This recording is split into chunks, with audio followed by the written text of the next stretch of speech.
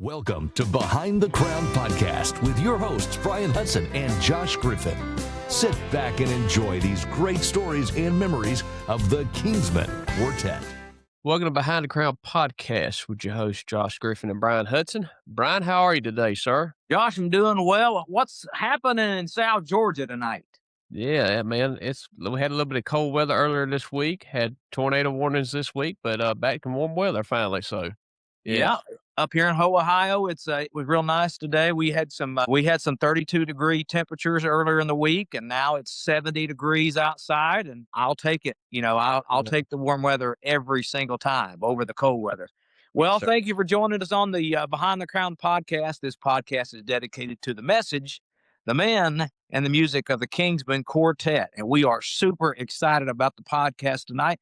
Josh, do we have a piece of useless information that we need to share with the world tonight? Yes, we do. And it kind of goes back to an earlier story you told several episodes about Ray Dean Reese, but here we go. Most car horns are in the key of F. Same as old ship design. How about that? Yeah. Well, I think that what you're referring to, Ray had called me one day, just random. Ray Dean called me and said, "Hey, cousin, I got something I got to tell you." I said, "Okay." He said, "Most toilet flushes in the key of F."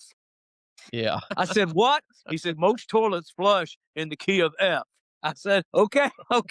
Where did you hear that? So Ray Dean gave us a piece of useless information a while back, Well, Josh, I always look for a piece of useless information that I want to share as well, and usually it's about food. And this kind of goes along with that same lines, not necessarily food, but I'm a coffee man. I'm not sure about you or if our special guest is a coffee man, but I'm a coffee man. Yeah. And it says coffee was discovered by goats. Ethiopian shepherds noticed their goats were energized when they ate coffee cherries. So coffee was actually discovered by goats. Goats. How about I'm that? not sure we had a goat growing up in our, we kind of lived like a mile off the main road. We called it Woods Mountain. And we had an old goat named Imogene. And man, that goat ate everything. My grandpa just let her roam wild. I mean, she just roamed wherever she wanted to go. And if clothes were hanging on the clothesline, she'd go and eat the clothes and pull them off there and chew them up. And my dad had a hatred for that goat beyond anything you've ever seen in your life. Kingsman, when you were with him, you probably seen that at some goat roping. Y'all sang that too, right? Hey, I've sung at a few goat ropings, yes. With Kingsman have sung at a few goat ropings. So, Josh, who is our special guest for the Behind the Crown podcast episode tonight?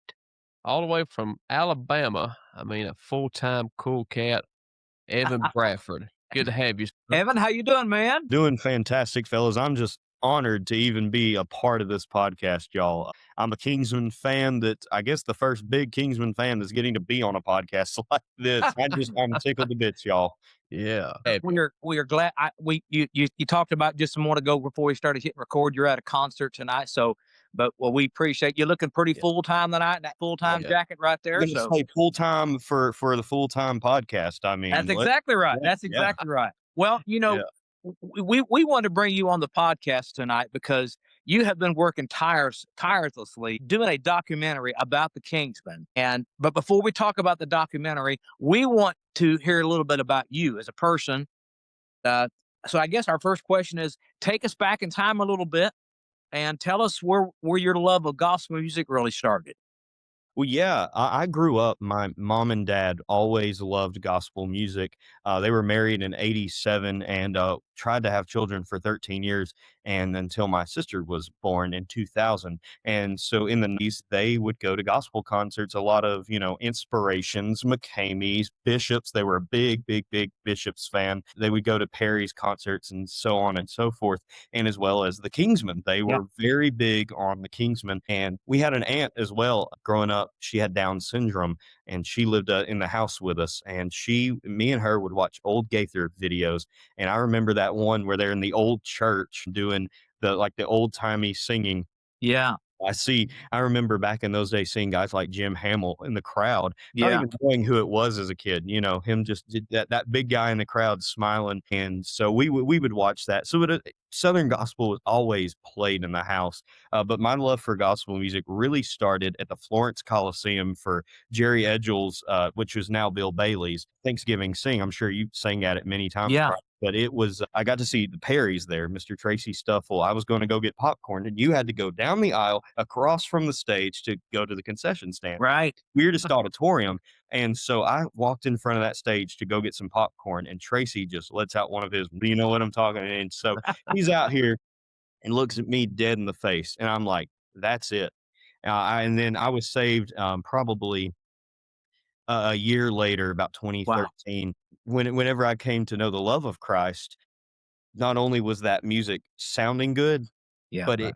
it spoke to me, and just growing up, Tracy had that influence. Well, then in 2018, we went back to the singing, and, I told Libby how much of an impact that Tracy had on me. He had Yeah. just passed away, and she goes, "Oh, that's a beautiful story." Yeah. And then during the parade of hits, she looks at me dead in the crowd. I'm sitting in the middle, and she goes, "Right here, like, come here." Ah.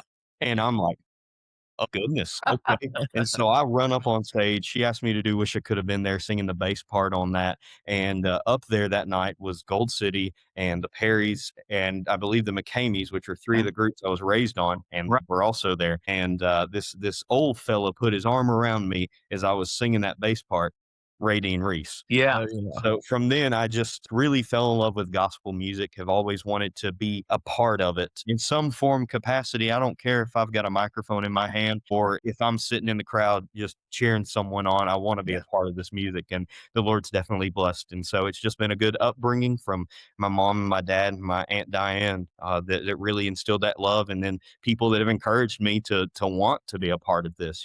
I hear so much bad about our music Yeah. sometimes that Oh, it's yeah. good that you Yeah. have people that are encouragers. And I Yes. guess that's why I love gospel music is there were people who sang good lyrics and were Yeah. good at what they did who encouraged me to want to love not only the music but the Lord, and has Yep. helped me grow closer into my walk with the Lord. That's awesome, brother. That's awesome. Right. Yeah. Awesome. Evan, you might have spoke about it then, but tell us how you were introduced to the music of the Mighty Kingsmen. So this is kind of in a funnier realm. My great aunt Diane always loved three people. She had a big three, and it was Tim Riley, Peg McCamey, and Jim Hamill. Those were her three gospel singers. You didn't touch those three. You didn't talk bad about those three. And so I always grew up, hearing the name Jim Hamill. I always grew up hearing the name Squire Parsons. Squire, there's a church just probably walking distance from my house. You can see the lights from the parking lot from my window, and Squire had performed there back in the 80s when he first started his solo ministry. Wow. And it's just the coolest thing to think about. But Squire and Jim were always names around our house. Eldridge Yeah. Fox, the name around our house, but I didn't really know who they were. My parents would sing. My mom's sister would sing with them, and my mom and dad, and then whatever cousin could sing bass at the time, where they would do this old a cappella song. And I'm just like, man, it would always put me to sleep. I'm a big fast song guy. Y'all can see me on Yeah. with the guys now. I'm one of those. If you get a fast song, I'm up there. Yeah. Slow songs have never been my thing, and they Right. would always do this slow a cappella song. I didn't get it. I had a buddy that used to sit beside, or still sits beside me at church. His name was Randall, and still sits beside me today. But they would do that old slow a cappella song, and he would just get his turn cranked. I'm talking. He'd run the pews. He'd be shaking hands, and I was like, my goodness gracious, why do they like this song so much? As I Yeah. grew older, I realized it was Yep. the Old Ship of Zion. Okay. My Okay. Yeah. family would sing that song, so I was always raised around Kingsman music. Well, really, when I was introduced to their music, we would do songs like church and stuff, so like the Old Ship of Zion, and then Excuses. We would sing Glory Road. I knew Glory Road years before I knew the Kingsmen. I knew what Glory Road was years before I knew that. Well, Yeah. then around 2018, I would start going to this little dinner theater down by the house called Lee's Family Restaurant. It Yeah. was in Summerton, Alabama. You've probably sang there. So it was the place where that was about 2018. It was Chris, Alan, and Ray. And I remember seeing that lineup, and I, was really getting into gospel music, really wanting to broaden how I listen to the music. Yeah. Whenever you hear the Kingsmen take a chord and just flip it as high as they can, and that the lead is singing the tenor note, the tenor is way up here Oh doing, yeah. up here doing the Ernie Phillips notes. I'm thinking, man, that's it. That's the best Yeah. quartet right there. That's it. That's my Yeah. group. And over the years, Alan really took to me that night, and over the years, just started following the Kingsmen more and more and more, Yeah. and really just became a fan of the group. That's how I got myself introduced to the music. Think about how you become connected with the Kingsman. So yeah, I like I said, I really started seeing them around 2018, somewhere around there. I'd seen them in moments before at Yeah. the Florence Coliseum and such, but really remembered loving them in 2018. And so then around the time that Drew came around, I was like, "Hey, there's some young guys with the Kingsmen," and so Yeah. I started hanging around. Actually gifted Drew his first ever Kingsman record in Big and Live. They were doing the event in Gadsden, and I got to gift Drew Big and Live because he didn't have a Yeah. copy of it, and I was big. Cool. And so when the lineup, I really enjoyed this lineup, so I would book them at my church probably twice a year. We'd do Okay. early year and late year. And so one of the nights they came, it was late November 2024, and they said, "Hey, Drew, probably is gonna leave the road. We're looking for a bass singer." And so Yeah. they had called a kid named Brady Jones. Well, me Okay. and Brady had been friends probably a year prior before that, or knew of Okay. each other. So he drove all the way from Kentucky to my church, and Wow. me and him ever since then have just been right here, just tight, just best friends. And Right. so Brady has really helped me to become connected, and hey man, you want to come ride the bus this weekend, see the group, or whenever I was with the group, hey man, come out and eat with us. And over time that kind of snowballed into a big friendship and memories of the last 2 to 3 years with the Kingsmen. So they're loving guys, and I Yeah. guess they see a friend in me, and Yeah. I see a friend in them, so it's just snowballed into a great friendship thanks to those guys.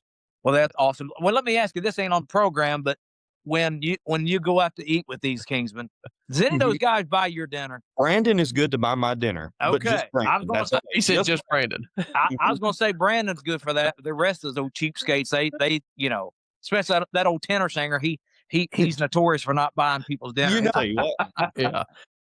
Now, before we Well, go any further, right quick, Evan, just how old are you? Because I'm I'm usually the youngest guy on this podcast, but I am 21, and in fact, I wow. like to say this anytime I say my age. I'm a week exactly older than Brady Jones, and I let him know it every time I'm asked my age. I'm wow, week 21 older years than him. Wow. old. 21 Man, years old. that is awesome. That is awesome. Goodness. Well, you've mentioned several lineups already. Do you have a favorite Kingsman lineup? 83 with and that's Ernie, Jim, or Wayne, whoever was singing lead. That is just as far as sound, that is my Yeah. favorite lineup, and as well as you, Jerry, Parker, and Ray. I grew up with y'all. Y'all, "I'll Live Again" was one of Yeah. my mom's favorite songs, so I grew up on y'all as well. So, you can't pick a favorite lineup because so many of them have, but and not to sound cheesy, or the Yeah. cool kids call it glazing nowadays when you talk about someone so much. Yeah. This modern lineup with Harold and Cole and Alan and Brady and Yeah. Brandon, these guys have been so good to me. Yeah. You can't help but not want to Yeah. look. I mean, I have so many memories with these guys that I look back Oh yeah. 40, 60, 80 years old and say, those guys were always good to me. Those guys Yeah. were always my brothers. And so I guess to not be cheesy, I would say Yeah. the modern lineup that's on the Yeah. stage now, I'd have to say the modern lineup 2026 Kingsman. Yes. Well, I tell you, the 2026 Kingsmen, from a Kingsman past member and a fan, they are doing incredible. They're Yeah. incredible singers, and what I love about the current guys, they're keeping the legacy of the Kingsmen going by having the Kingsman sound, but yet they're forging their own path, and they're Yeah. making their own path, and that's what makes me happier than Mhm. anything. I want to see those guys succeed. I want to see the current Kingsmen just making waves and keep doing what they're doing, and they're doing an incredible job. Every guy is just wonderful in their position, and they're making an old Kingsman right here. They're making me happy, so I'm thrilled about that. They really are doing such a fantastic job. I mean, Yeah. getting to play behind them, getting to look at the crowd as Yeah. those 4 guys do what they do. Even though I'm playing, 1 and 5 back here, I'm Yeah. Yeah. I'm just enjoying it Oh yeah. from back there at a perspective. It is so cool to see how the crowd eats that up Yeah. still. We talked about your fandom of the Kingsmen, but also would you be in as a, I guess, if you want to call it a member of the Kingsmen playing bass? How did that opportunity come about? So I was asked. I was a jazz band member at a local community college, and we were a great program. But I was a drummer. I've always been a Oh, drummer. That's always been my thing. Back in high school, I couldn't read music before I learned how to read music. My band director said, "Hey, have you ever played a bass guitar? I know you play guitar." And I was like, "Well, I could probably pick it up." So I started playing bass guitar here and there in high school, and then I became drum major and continued to play bass guitar in church and stuff. And learning a lot of those songs and how gospel bass works, Southern gospel bass works. Yeah. And Brady texted me, it was about my sophomore year of college. He said, "Hey man, could you send me a video of you playing the bass?" And yeah, why not? I, didn't think of Yeah. it as a demo. I just thought Brady was asking if could I play bass guitar, Yeah. whichever.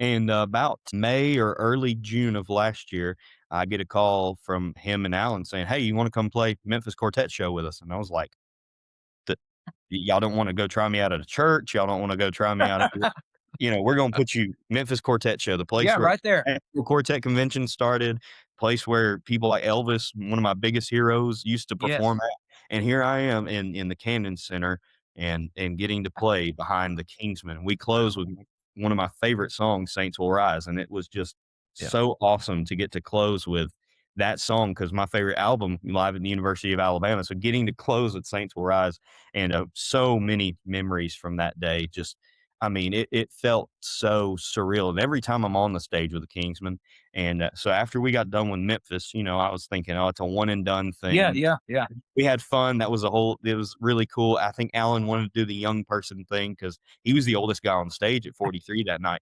Devin, the tenor, was, I think he was 24, 25. Me and Okay. Brady were both 20 at the time. yeah, Cole was 28. And here he is on stage with a bunch of 20-year-olds.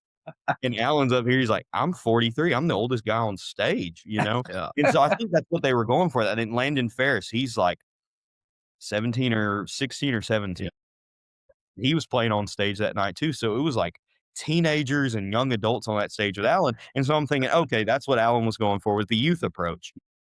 And so I was like, it's one and done thing. And then Brady says, "Hey, we're doing a live band at Singing in the Smokies. You want to play with us?" Singing in the Smokies is the pinnacle. yeah, I mean, I'm a Kingsman fan and an Inspirations fan. Yeah. The Inspirations always talked about going to that park. And here it is, the second year I get to go, I'm on stage. It's a pinch me moment, and so I was so blessed with that Singing in the Smokies, getting to do that. That was just, man, I still get misty eyed thinking about that day because here we are. Alan said, "I want to do all old songs." We did stuff. We didn't do anything past probably other than After the Sunrise. We didn't do anything past probably 1986 or 87. Really. We did all old stuff. We do When My Feet Touch the Streets of Gold. We do Look for Me at Jesus' Feet, Glory Road, all these songs. And to go on top of that, Harold Reed comes back to the group. And so Yeah. yeah, it's one of those moments where I'm like, Lord, I like to think about Moses and who am I in that. That's become my yeah, favorite verse of scripture is who am I? Because I'm a Kingsman fan, y'all. Here I Yeah. am, go play on their 70th anniversary tour. yeah. 10,000 other bass players in gospel music that could go out there and play. But so I'm really excited for this summer and really excited getting to play Brandon and Richie. So, and that opportunity, I thank people, Brady, Brandon, Allen, all those guys, Cole, for letting me come and be a part of the Kingsmen. But I'm just so every time they ask me to come play, it's a Lord, thank you. And I never ever want to become full of myself or ever want to take it for granted because by the grace of God, it could be anybody else that gets to Yeah. True. play. The Kingsmen have always had a great way of finding friends and identifying a talent, but also good people. Mm. Yeah. And that's probably you're an incredible player, no doubt. You're an incredible player, but they probably like you more than you're playing. Meaning you're a good person, you get along with them. And I've been around all kind of super talented people in my 30 plus year career. And you can have a very talented person, but if you can't get along with them, man, you might as well just tell them to hop off the bus and kick rocks or something, because too many people let their ego get in the way of their talent. Your spirit bears witness. The Bible says our spirit bears witness to one another. So that's probably why they've embraced you. And that's something I always want to do is, if he'll open a door doing something in gospel music, I don't care if it is playing at my church or if it is playing at the National Quartet Convention, wherever he goes, I will, my hero, Tracy Stuffle, used to sing a song, Lord Send Me. Well, when you're able to play for the Kingsmen, do you have a favorite song that play? I do, and I'm going to say two. Say two. Soul Set Free. I know Josh is a bass player. That song, at first, when I first played it, I said, that is about the hardest thing I've ever played. And I can't remember who played it on the album, but man alive, that is one of the hardest bass lines to play. But once I got it under my fingers, I played it in Memphis. And there's a little lick in it that you can hear on the track. And I remember Alan looking back at me in Memphis and going, pretty good. And at that moment, I was like, yes, Alan likes my bass playing. Let's go. That and Streets of Gold. Those are kind of my two favorite songs. That and Streets of Gold. Streets of Gold, when Brandon kicks it off, 1, 2, 3, 4, and you're going for it, man, the adrenaline that runs through your body with that live band, man, it is no other feeling, man. That's stuff. Absolutely. That is so cool. That's so cool. Last summer, when the Kingsmen were performing at Singing at the Smokies, Ray Dean come on stage and sang "The Old Ship Is Down" with y'all. Give us your thoughts, how you felt at that moment. It was like I said earlier, that was the first song, I remember my mom and dad singing. And I said earlier, it was my mom, my dad, my mom's sister, my aunt, and whatever cousin could sing bass. Well, I my cousins had kind of fell out of the will of the Lord, and I'm still praying for them. And y'all out there, I'll just throw them out, pray for my cousins as they come back into the will of the Lord. But they asked me to sing "The Old Ship of Zion" way back when I was about 13, 14 with my mom and dad and all that. It was the first song I ever learned to sing the bass harmony too. And me and Brady and Cole were kind of texting on, hey, this would be cool to do. And I really don't remember the full story, but we were texting, hey, it'd be cool for y'all to bring back the Old Ship of Zion eventually as you're approaching 70 years. That'd be really cool. I run their social media. So I was trying to get stuff, to help maybe push along. And so they were like, okay, that's a cool idea. And so they started asking Alan, hey, could we do the Old Ship? And Alan was like, yeah, I've been thinking. Alan had already been thinking about doing it, but I didn't know that it would be at the Singing in the Smokies. Yeah. Well, Ray had drove down from Asheville, and we didn't sound check it. We didn't do anything. Right before we go on, Alan says, hey, we're going to do the Old Ship of Zion tonight. I want us to do it like they used to do it. All the band members, you come stand up by my mic. And I cannot, from the moment that Cole sang, I was standing on the banks of the river, to the time that Ray sang his verse, I don't remember a thing, y'all. It was that surreal. It was I was just like, and what made me cry? I wasn't crying during Ray's verse. Never cried during Ray's verse. But whenever the whole crowd stood up and did their standing ovation after he got done, and there's a sea of 3,000 people applauding my hero, applauding Ray Dean, applauding the man that stands at the pinnacle of the Kingsmen, and he's out here and has sang for the first time since he, kind of got off the road for a little bit, and everyone still loves him. And it shows that the Kingsmen aren't just songs. The Kingsmen aren't just an entity as a gospel group.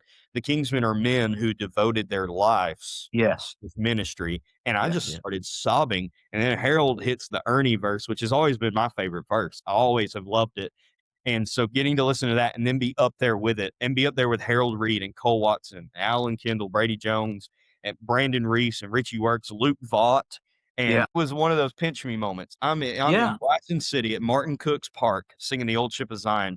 And you couldn't think, because it was just one of those thank you, Lord moments. It was such an awesome experience. And it's something that I'll always thank the Lord for, because I love Ray. And Ray was that guy that put his arm around me when I first started to want to sing gospel music. Here I am up there with him. And Ray has been that same week I had went to his house to film the first bit of. Okay. And so me and Ray had already talked, and I said, well, cousin, I'm about to go play the bass guitar with the group. And he said, are you? Yes, sir. Well, you better do good. You want to talk about pressure? Well, speaking of cousin, 10 minutes before the interview started tonight, guys, Ray Dean called me Yeah. about. He called me about he said, he said, cousin, did you ever see that episode of Andy Griffith where they that girl manicurist comes into town? She's riding on an old bus. It brought her to town. I said, yeah, I think so. So he said that's the first bus I ever rode on, and he was trying to describe the bus. He said it had a Buick engine in it. He's going through this long, detailed story about the bus, and so I told him, I said, I'm going to look that bus up and see what kind of make. He said it was he said I think it was a 1947. He said the engine was in the middle of the bus. I said I don't think I've ever seen one. Was it in the Wow. so I'm going to look it up. So anyway, speaking of Ray, How about that? That's fun. well, I love him to death. you've been on the stage, you've been on the bus a little bit. So, do you have a funny road story so far That I can No, tell you on share. the podcast? A story that I can tell on the podcast, maybe not. I'm joking. The Kingsmen are always, you have those stories where it's like, if I told that, it's yeah. not so much that it's inappropriate, but that they would get ragged for it everywhere they go. So yes, that's true. That's true. they're very. I'll say this: a lot of times people tell bus stories. I don't know if I can say it's never inappropriate. It's just one of those that's so crazy that no one will believe it. Right, Yeah. right. Those Oh, type yeah. stories. But I guess the funniest one never happened on the bus, but it was when we were in Memphis. Okay. And Brady and Devin say, hey, why don't we ride through, kind of sightsee Memphis? We'll do that on these scooters. I ain't got the first lick of balance, y'all. And so Brady and Devin, they're up here. They're just cruising. I'm going about 5 miles an hour, just trying to here and here on my bike. And I hit a bump. I finally get up to speed and I hit a pothole. And I eat concrete, man. But then I'm afraid of heights too. To add on top of that, I'm afraid of heights. So we go to the Bass Pro Shop pyramid, and Devin and Brady pay for me to go up on the top of that giant, nearly 200-foot pyramid. I am deathly afraid of heights. You wanna scare me? Get me on something tall. And so Devin and Brady, after me eating the concrete and me because I think I hit a pothole, and then what caught me before I fell on my face was a fire hydrant. So Oh, no.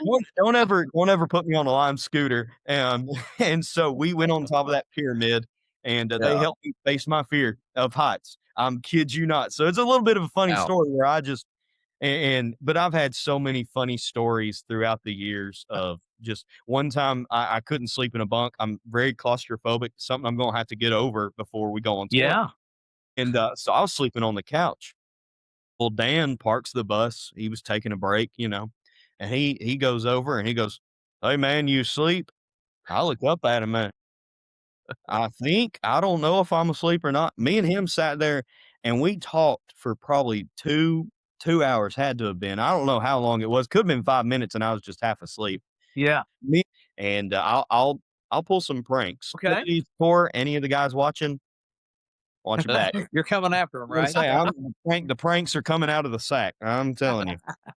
Well, you heard it here first. Here we That's go. right. Speaking about playing bass guitar, what kind of bass you play and what kind of gear you use while you're playing? Well, right now I'm using a Fender Rumble amp and just DIing it into the system to help, where I can EQ it from stage, and playing an Ibanez Tallman. The reason I bought it was because it looks very similar to what John Broome played back in the day. Okay. And so I wanted something. I'm a bigger fella. I'm way about, I'm somewhere in the 200 and 250 range, whatever, how many cheeseburgers I eat a week.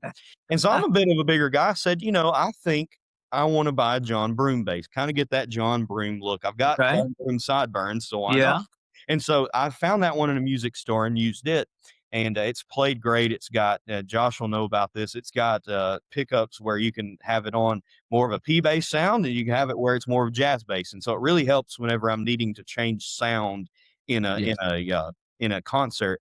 But for the 70th tour, I'm really, and me and Josh have talked about this in the past. I'm really thinking about getting one of those Steinberger Spirit basses that Tim and Arthur used to play, those headless basses. Yes. If y'all think that would be cool, I think that if Kingsman fans thinks that would be cool, I'm really thinking about investing in Steinberger Spirit for the 70th tour, paying homage to, because Tim Surratt is my hero as a bass player. I saw the light bass solo. I play that probably every single day. That was so cool. Who was playing slap bass in 1989 in gospel music other than Tim Not many. Yeah. And Yeah. so I really want to get that headless bass. I haven't talked to Brandon about it. Would people think this is cool? But I think it'd be cool to pay homage back to Yeah. those guys, Tim and Arthur, who helped pave the way for Kingsman bass players. That's Yes. very cool. That's very Yes. cool. Yeah. Well, let's talk about the documentary. It's Yeah. a monumental documentary, and you put together, and it's called "The Kingsman Then and Now." Yeah. And the first episode, what I love about the first episode, and we're going to watch it here on the podcast, actually here in a Yeah. moment. I love the first episode is dedicated to the early days with the McKinney brothers and how it transitioned to the Kingsmen. And I was thinking about that a couple days ago. To be honest with you, I remember when they did the 40th anniversary reunion at the Quartet convention, they come out with that video because the McKinney brothers and the early days of the Kingsmen, really before 1970, they were really more of a local regional group. Now they Right. traveled outside of Asheville. They went to South Carolina. They went all over the country. But really, the individual guys that the McKinney brothers in the early days, the Raymond McKinney and Frank Cutshaw and those early guys were really local to Asheville. Yeah. So a lot of fans, including myself, we automatically assumed at one point that the Kingsmen started in 1970. Yeah. And so when I remember watching the very first 40th anniversary reunion, and they brought the early group up with I think it was Jack Henderson and Frank Cutshaw and Ray McKinney and Calvin Runyon, those guys, Yeah. and Ray Talley. I didn't know who they were, and it was so foreign to me. So what I love about the documentary that you put together, it's paying homage to those guys, to the early days, to the Raymond McKinneys, and how it transitioned into the Kingsmen. I love about because you're paying, like I said, you're paying homage to those guys. You're recognizing those names and bringing those to the forefront so fans can know who they are. Going back, what really prompted you to want to put together this documentary? Where did that come from? Well, I did film in high school. I was our school news editor. I love editing any videos, short form media, long form. I always have loved editing. And so I had gotten to thinking, a Southern gospel documentary would be a cool idea. There's not many out there. I mean, there's Yeah. the one that they did, I think in 96, which is the history of gospel music and done by the Spears, which Yeah. here's, y'all do y'all's fun facts. I didn't know this until about a month ago. I'm fourth cousins with the Spear brothers, Brock and Ben. Wow. Okay. That's cool. That's pretty, I Wow. mean, not close as in like, wow, they're really close, but closer Yeah. than most relation. Yeah. And so I've always been fascinated with the history of gospel music. 2020, I went down a rabbit hole of gospel music history, watching the gospel singing Jubilee and Free Yeah. Yes. games. And I love to study lineups. Who sang with who is a whole lot of fun to see who would sing with who. And so I love gospel music history. Well, I walked up to Alan in Gadsden, Alabama, 2024 at the Gadsden Winter Sing that Jonathan Wilburn puts on. Yeah. And I told him, I said, I think a documentary about the group, because y'all are about to hit 70 years. Thank God for technology. I was able to, on my recording software, put together, and it was originally going to be one full documentary, but it's 70 years, y'all. I mean, Yeah. we're nowhere close to your era already, Brian. Right. Right. That would have taken 3 hours to get to. So what we're going to do is space it out over the next couple of weeks. But I looked at guys like Raymond McKinney. I met Raymond McKinney at Hominy Valley, at that same Hominy Valley where I kind of fell in love with the Kingsmen. Yeah. And I have a picture in between me and Archie Watkins. Archie Watkins is on this side and Raymond McKinney is on this side. I'm in the middle of an Oreo cookie music history right here. Yes. I Yes. mean, you got the two pieces of bread that basically form Western North Carolina. No one knew how to get there until those guys helped form their groups, And so I love the history of gospel music. I love, why, instead of asking like who sang with the Kingsmen, why did the Kingsmen exist? Why? And that's Yeah. what I want to ask in this documentary, why did Charles Matthews think that these three brothers and Charles Collier were Yeah. good? Why did he think, oh, this great song, If Everybody Prays, I'm going to let these guys sing it? Yeah. Why did the Statesmen ever think that Reese and Raymond and Frank and Jack and Ray were good? Why did they ever see Yeah. that? Why did Bob Poole want those 5 boys on his gospel music television show? And that shows, from 1956, these 4 boys that had a dream turned into, these guys who were on the Bob Poole, which turned into Eldridge Fox, which was, my goodness, I can't talk. I could have honestly done, I told this to Alan the other day. I texted him. I said, you could have done an Eldridge Fox documentary. You could have done a Jim Hamill documentary. You could have done a Ray and Reese, because those guys alone are so historical. But I guess it was my love for the group and 70 years, because other than the Chuck Wagon Gang, the Blackwood Brothers, they're the oldest group in gospel music. Kingsmen are number 3 as far as still going. And you look at other people, you've got the Fisk Jubilee Singers that are about 200 years old. You've got the United States Marine Band, which are about 200. But then you look at everything after that, and it's gospel groups. And so Kingsmen really are in the top 10 of musical artists, y'all. Musical art of history. And I said, why is there not anything about these guys? Yeah. And that's what made me want to do the documentary. And I'm excited for y'all to get to watch it tonight. That's going to be so much fun. Here it is, the Kingsmen, then and now.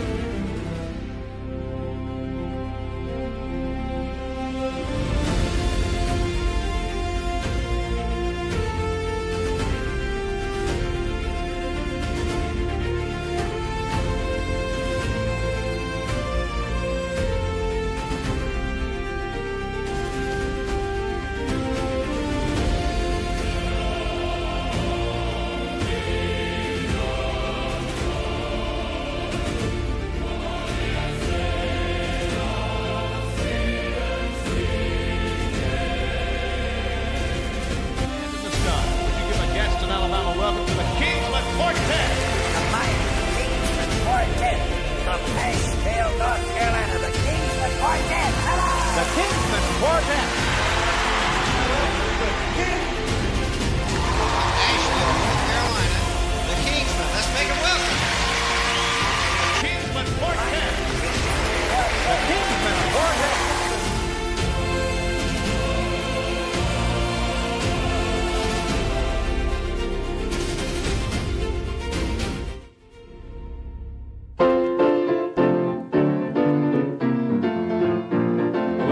The year was 1956, the year the story of the Kingsmen truly began. Before the hits, before the awards, before the treasured history, there were 4 brothers. But it wasn't quite serious then. It was a distraction from life. The Korean War had just wrapped up, a new America was happening, and the group started way before the name Kingsman with the McKinney brothers. February of 56. We used to have the 4 of the McKinney brothers was singing as the McKinney brothers. Lewis, he was the oldest one, and he left the quartet and went to Florida to work. And we got Jack Henderson. Jack started singing first tenor. So we sang that way until Jack went in service. I think back to those early days. Those were guys that just wanted to sing. They didn't really have any game plan far as we're going to go out, we're going to make it big in gospel music or anything. They just loved it. They just wanted to do it. And really, that's you. First off, you got to love the Lord. You got to love Jesus, and He's got to live in your heart to really make this believable, because it's just impossible otherwise. But that's really where it begins. You have to be willing to just want to sing. You don't go out to make money necessarily. You don't go out to make your name known all across the nation. You just do it because you love to do it, and you can't not do it. And I think that's kind of where it began with the McKinney brothers. Lewis found work and moved to Florida, but the remaining boys wanted to keep the plow going, and they were determined to keep going. With the shifting lineup came two new names, Charles Collier and a new pianist, Charles Matthews. Charles Matthews wasn't just a piano player. He was a visionary. Matthews had a creative mind. He was always thinking, and he was a clever songwriter. In fact, his song, If Everybody Prays, was later recorded by Jake Hess and the Imperials. So it should be no surprise that it was Matthews and his creativity that coined the name the Kingsmen. This lady that lived over in Asheville, she had a boarding. She took care of people had in trouble. She had Charles Matthews and Charles Collier. My brother Everett, after about the middle of 56, he left the quartet. So my brother Lewis was still working in Florida, and I asked if he wanted to come back, sing with the Kingsmen Quartet. Lewis said, yeah. I said, will you come down and ride back with me? I got on the trailway bus and rode to Bartow, Florida. I thought, I got to Jacksonville. I thought, man, this is nothing to it. And I rode another half a day out there. On July 3rd, 1956, the group recorded a 45 record on the local Stars label. Unfortunately, it was released under a misspelled name, the Kingsman. The A-side was the song from Charles Matthews, If Everybody Prays. And on the B-side, a rock and roll inspired tune called Bow to the King of Kings. Still, those boys from Asheville were making history, and they didn't even realize it. However, the foundation of a future legacy was still fragile. Service in the military took men in and out of the group, and the departure of Charles Matthews brought the Kingsmen to a screeching halt. For a moment, the quartet seemed to be destined to be only a blip in time. Something the McKinney brothers dreamed of would be cut short.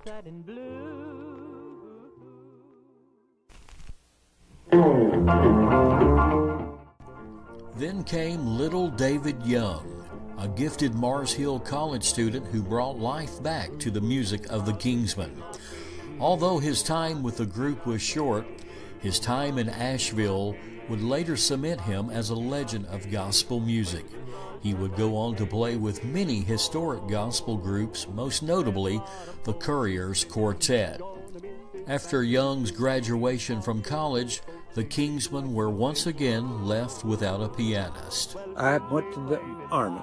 Harold Bailey took my place, and L.D. Young was going to Mars Hill College.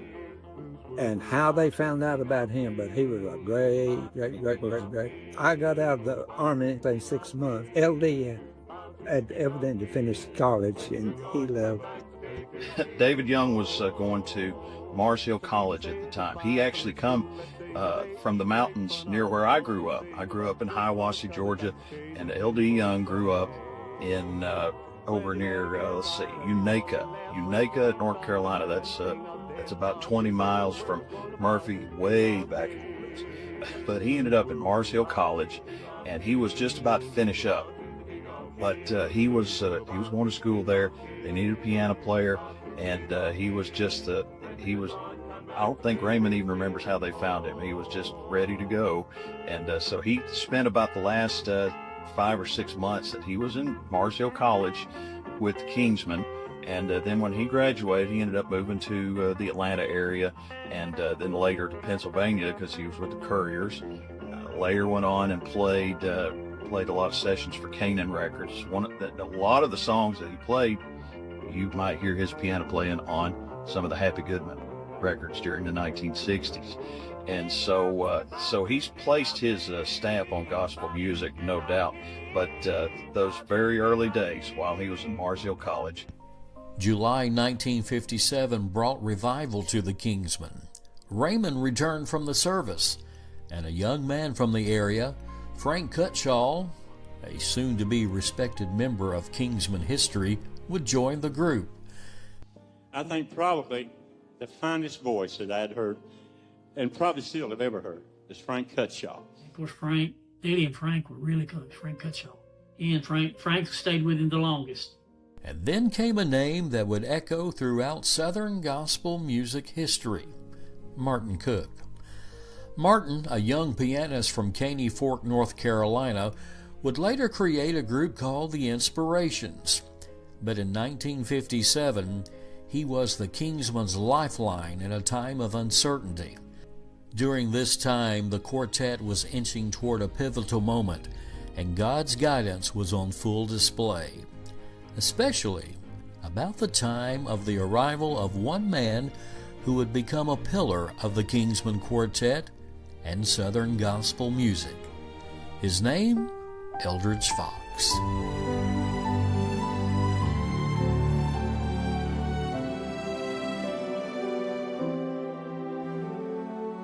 From the time Mama put me up on the piano stool to sing for the talent show, I always wanted to sing quartet music. I remember going to see the Rangers and the Chuck Wagon Gang when I was about 5, I guess, in Asheville, North Carolina. I tell you what boards will do, they shouldn't. Nobody had enough money to get in. We'd take up a collection amongst us and buy one ticket, and somebody'd go in and drop it out of the window upstairs. I'm telling you the truth. And then somebody else would go in. My fondest memory, I couldn't begin to tell you, because even it's the worst, it's fantastic. Only heaven will be better. I'd never change a thing. Well, we were raised up together, and his wife and I graduated from high school together. They weren't married at the time, but I'm saying we graduated from the same school. And of course, he was local. And his mama had a cafe over in Asheville. And we always all together there after singing and had food. But he was just a good friend. And I love that man. His dream became our dream, became 70 years of people sacrificing and doing, Foxy was a great boss. Not only was he a great boss, he was a great mentor, but he was a great friend. I remember my son was very young, and we'd moved from Indiana to join the Kingsmen, and we were in Foxy's office one day, and my son might have been 5 years old, maybe 6. Foxy yelled for us to come into his office, and I remember he had on Foxy's desk, there was like $25 or $26 worth of change. And he said, "Come over here, young man," to my son, and he loaded up his pockets full of change. He gave me pockets full of change, and we're walking out. I'm trying to hold my pants up. I had so much change in my pocket. And so I took my son to the local arcade. We played games, and I bought him a hot dog and popcorn and a drink with just change that Fox had given us. But Fox was so encouraging. When I first joined in '96, he would still ride the bus. And after the concert, I remember one night he came up and said, "Well, people said they really like you. They can't hear you." And I said, "Well, they're going to have to turn me up." I said, with Chris Collins and Parker Jonathan and Ray, they had volume, and I was not used to that because I had come from a group that mainly sang with soundtracks. And here we've got a live band. And those guys sang hard and loud, and so it took me a while to develop my voice where I could get the volume. But Fox would say, "You're doing a great job, young man. You just keep it up." But he was an encourager. and he encouraged me a lot in my voice. And but Fox was such a mentor. You could go to him, and he was approachable. He was very approachable, and he had a heart for Jesus and a heart for this music, and had a heart. He loved his guys. He loved his boys. He called them his boys. So he loved us. Of course, my dad. Not because he's my dad, but he was pretty amazing. Foxy wasn't just a singer. He was a strategist, a dreamer, a businessman with a passion for gospel music. He traveled, he learned, he networked, and when he joined the Kingsmen, his influence reshaped not just the quartet, but the sound and business of gospel music itself. In 1959, Foxy briefly left to sing with the nationally known Sheriff's Quartet, but his short departure opened the door for another key figure, Ray Talley. My name is Ray Talley. I am a Baptist minister.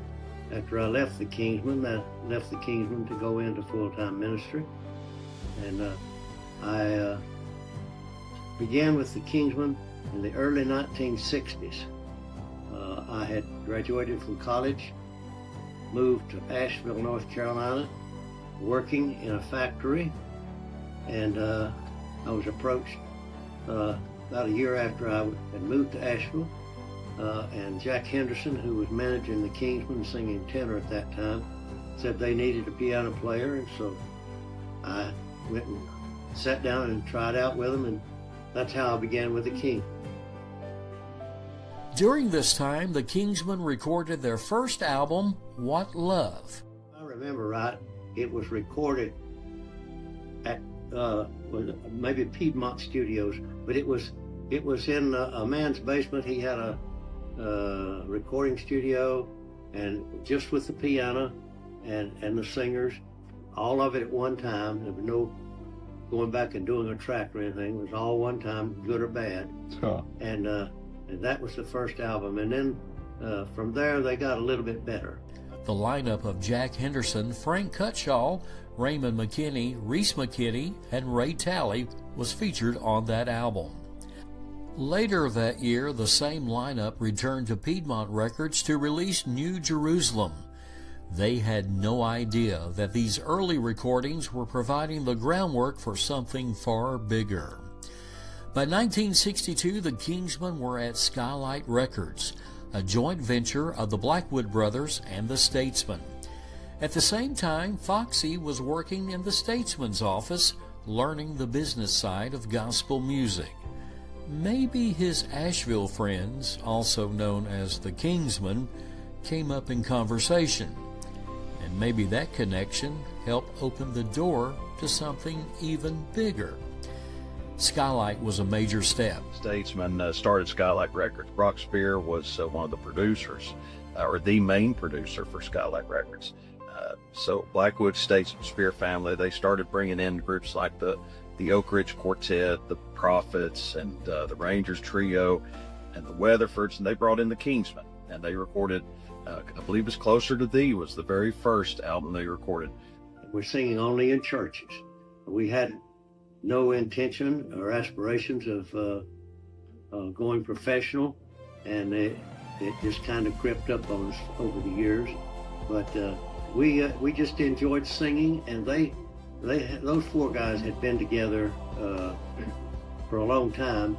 Raymond and Reese McKinney, and Frank Cutshaw and Jack Henderson, and so they were really close and did good work together. And then when I joined them, we stayed together for a good long while, and not because I was a member of the group, but during that time, some circumstances and events came about that gave us the opportunity to broaden our horizons. And so the Bob Poole program started, and it was syndicated throughout the United States and Canada and Alaska. And we would go every week and record that film that television program at WFBC TV in Greenville, South Carolina. And that's how we got started. And then from that, we were asked to go to little bigger venues. And that kept growing until finally we were doing as much on weekends as a lot of the full-time groups were doing, because in those days it was difficult to make a living if you were a full-time gospel singer.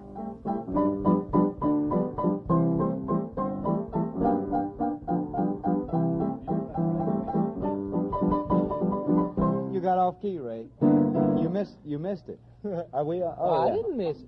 Are we on? Yeah, we're on. We were practicing here. Yes, and I was trying to get Ray's timing down a little bit. I need all the help I can get. You know, Not that kind. Speaking of help, I was talking to Bill Hefner on one of our shows not long ago. I got a new car. Yeah. And Bill said it was the only car without a spare tire because the payment book took up the whole trunk. True. You ready to sing? I'm ready to. Well, you want me to sing? When are you going to sing that Getaway Satan or whatever you used to sing? I'll sing that next week. Will you sure now? Yeah, I'll do all right, that next I week. like to. Oh, you're teaching him another one, huh, Jack? Mm-hmm. Well, here are the Kingsmen right now, and I better get out of the way, and I've forgotten what you were going to do. This is called That's Why I've Got to Sing. Oh, yeah, I like this. That's Why I Got to Sing, the Kingsmen from Asheville, North Carolina. When we was the Bob Poole Gospel Favorite, and we was on, I don't know, we was on, somebody said sometime maybe 80, 90 stations from here to California. Bob Poole wanted a gospel TV show. No one believed it would work. Sunday morning television wasn't a thing back then, but Poole didn't listen to the experts. And on October 8th, 1961, Bob Poole's Gospel Favorites aired its first episode, and it became an instant sensation. It quickly had more viewers than any program on any station in America in that time slot. For the Kingsmen, this was the moment that the spotlight truly brightened. The little group from Asheville now had a national audience, and the name Kingsman was beginning to travel out of the mountains. In 1962, the Kingsmen were invited to appear on Southern gospel music's biggest stage, the National Quartet Convention. The Kingsmen's performance was included on the live album released by the NQC that year. And adding to the excitement of the year 1962, the Kingsmen were invited to go on tour with the Statesmen, giving the Kingsmen the opportunity to learn from the best of the very best. On the next studio album, the Kingsmen were joined by familiar names from the convention, Brock and Ben Spear. That was a real break for us. I don't remember exactly how we got the contract to go to Nashville and record that album, but in the deal, it was to give us Brock and Ben as our musicians. And Brock played the guitar, and just an open acoustical guitar, and Ben played the upright bass. And I played piano, and I think I've told you this story before, but I did pretty good, except on one song, and I never could get it right. And Ben Spear was such a gentleman and so nice to me that he never tried to correct me and straighten me out until finally he had had enough. And he very kindly said to me, "Why don't you try this?" And what you hear is what he taught me. The first record deals, you know, Dad's not on those records. That's those first record deals. Those were produced by Brock and Ben Spear. In fact, Brock and Ben are on one of the records called Kingsman Sound. Yeah. That's right. They're sitting on the cover with the Coca-Cola. The Kingsman Sound would be the last album for Reese McKinney, one of the group's founders, opening the door for Calvin Runyon at the bass position. I guess when he started to sing, Reese was probably, to me, one of the finest, best singers there was in the business. I mean, as far as I was concerned. The Kingsman sound was evolving, and you could hear it on their next album, the one that debuted a phrase that would follow the Kingsmen for decades, from the land in the sky. But it was also during this time that the group found themselves without a pianist. As always, God's timing was perfect, and the right man had a familiar face. Eldridge Fox came back for what would become nearly 40 years of service, and the history of what many know now as the modern Kingsmen was about to begin. In 1966, Raymond McKinney became the last of the McKinney brothers to step away from the quartet. But still to this day, he is proud of the legacy and heritage he and his brothers created. I was with the Kingsmen for the first 10 years of the group's existence, and I had no idea what we were starting. I just never imagined. Later on, some of those early Kingsmen would form a reunion quartet called the Land of the Sky Boys. Rest assured that the name McKinney will forever be fondly remembered on the platform of the Kingsmen. That same year, the Kingsmen also said farewell to longtime tenor and manager Jack Henderson. This closed the door on one chapter and opened the door to another. Foxy was in the driver's seat for the very first time, and he hired Kermit Jamerson for the tenor position, and Ray Talley came back to play piano. He also helped Foxy with the MC work. And from 1966 to 1970, the group's lineup held steady. But there was one addition in 1967 that would go on to create a legacy within a legacy. His arrival would be a massive part of the history of the Kingsmen Quartet forever. Ray Dan wanted to take 57 years to do that. This man has nearly 6 decades of service with the Kingsmen, and his name, Ray Dean Reese. God has given me the desires of my heart. I've always dreamed of singing with a gospel quartet, and I've been with the Kingsmen for 57 years, and I'm just tickled to pink. I don't go as much now because my legs are not working like they should, but they're getting there. I have been blessed. God has healed me of cancer, and I'm just happy as the Lord. His name is spoken with the same reverence as the Kingsmen Quartet itself. At just 28 years old, the young drill sergeant from Asheville stepped into the bass position following the departure of Calvin Runyon. What he didn't know then was that this temporary chapter would become his life's calling. Today, at the age of 86, Ray Dean Reese stands as living proof that God truly grants the desires of a faithful heart. A real mentor to me. I'll never forget when I first joined. He was a bass singer, but he was also my friend. And then when I returned to the Kingsmen in 2007, he was now my boss. But he never acted that way. He never ruled with an iron fist. He never demanded things. He was the boss, and we knew that, and I respected him from years of being his friend first. And even after I left the Kingsmen a second time, I still talk to Ray every couple of weeks, and he is probably one of the best men that I've ever known. My mom often asked about him, and I'll never forget, the Kingsmen came to and sang at my dad's funeral in 1999. The guys did, and that meant so much to me.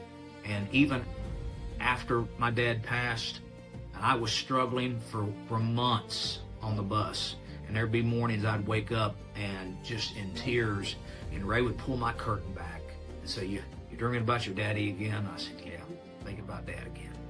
And he really helped me through that time. So Ray Dean Reese, I called him cousin. I don't think I've called him Ray to his face 10 times in my life. Always called him cousin, and whenever I called him right out of the gate, "Hey, cousin," I'll try to do my best Ray Dean Reese impersonation on the phone. And but one of a kind, just love Ray, and as much as I can testify of that, he's a wonderful man, a wonderful friend. The second round, when I went back, it was me and him, kind of not against the world, but it was that kind of feeling. And boy, we're just old mountain boys that get one another. And I enjoyed riding with him. We had fun. We laughed, aggravated one another, but we just always had a good time. Ray was amazing.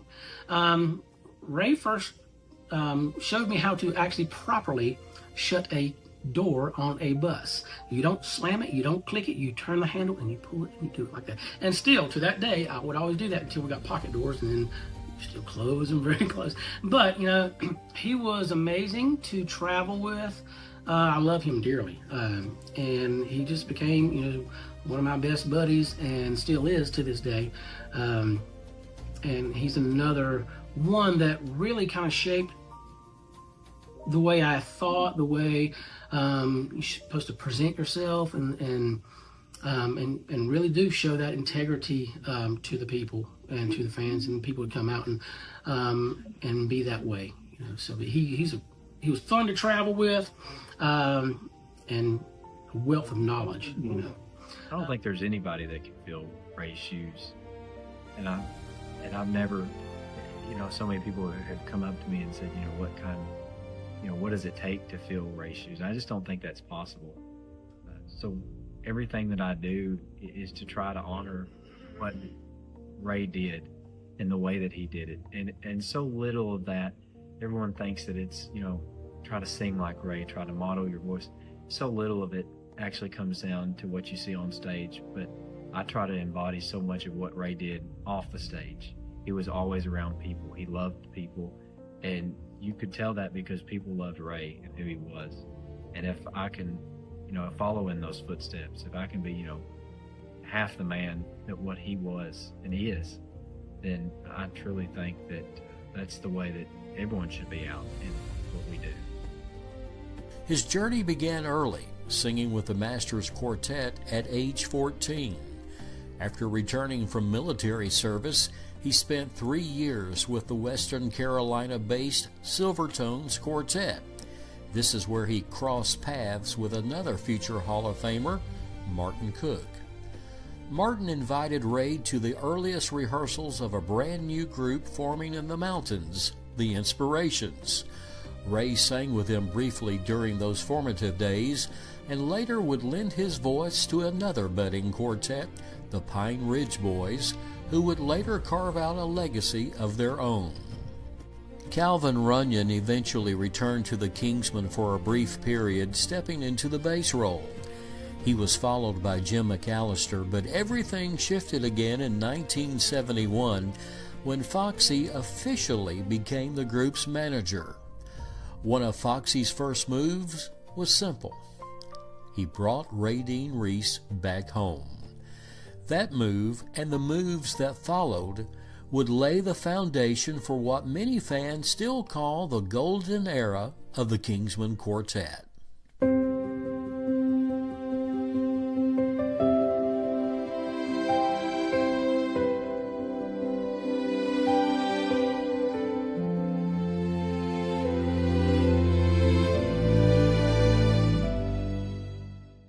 The 1970s, a decade many fans still call one of the greatest, not just for the Kingsmen Quartet, but for gospel music as a whole. It was a time of innovation, expansion, and new voices stepping into the spotlight.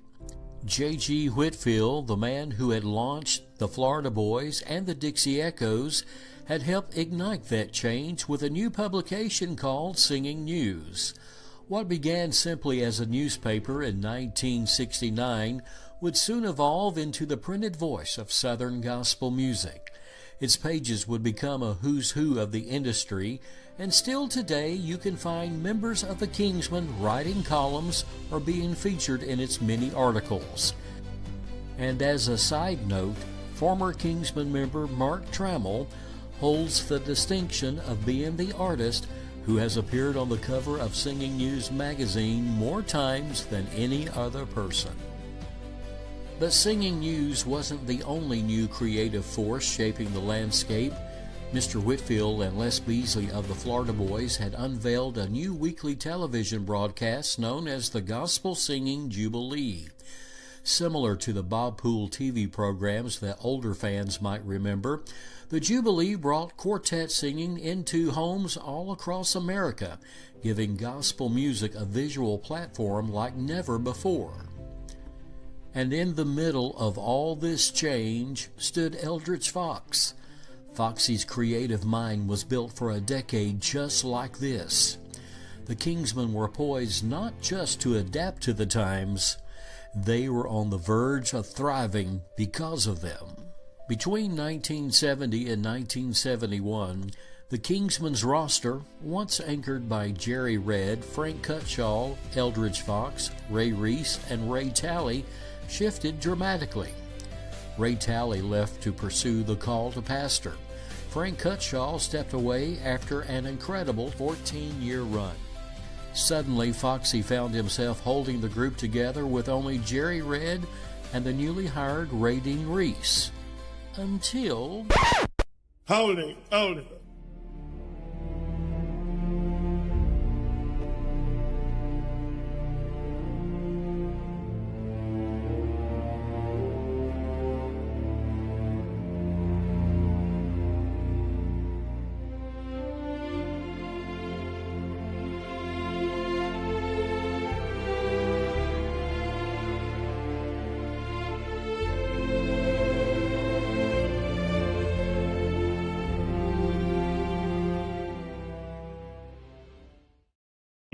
Brian, it's been another great episode. I tell you what, as a matter of fact, let's come back next week with part 2 with Evan Bradford and continue on with this great conversation. I mean, this young man has done a good bit and is doing a good bit with the Kingsmen. We just can't get it all in one episode. So let's do it again next week, ladies and gentlemen. And be sure to follow and like Behind the Crown Podcast on Facebook and Instagram.